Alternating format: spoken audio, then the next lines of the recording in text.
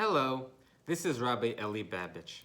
Unlike some of the other Psalms we studied together, Psalm number 19 does not reference any episode in King David's life. Rather, it presents David's observations about the universe. In particular, David addresses a question about how to see God in this world. Where could one experience the divine? And King David basically said, there are two distinct paths in life to experience God in this world.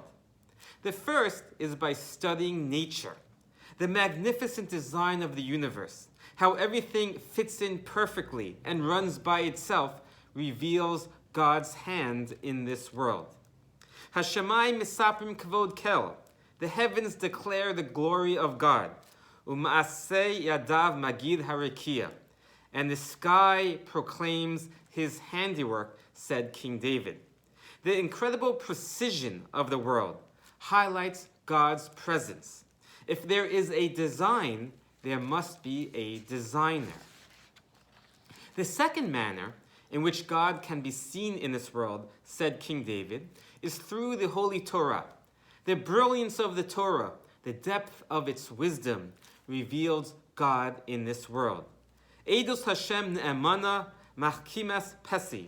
The decrees of the Lord are enduring, making the simple wise. So King David said there are two paths in this world to discover God's presence. One can study nature, and one can study the Torah. The last verse of this psalm is a famous verse.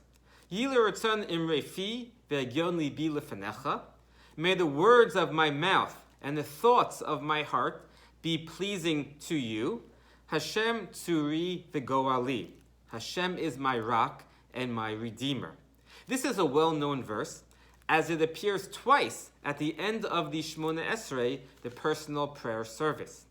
According to our sages, King David in this verse was asking that the book of Psalms should uplift, inspire the Jewish people, and that it merit to be included in the corpus of the Torah, and not simply be considered to be nice poetry.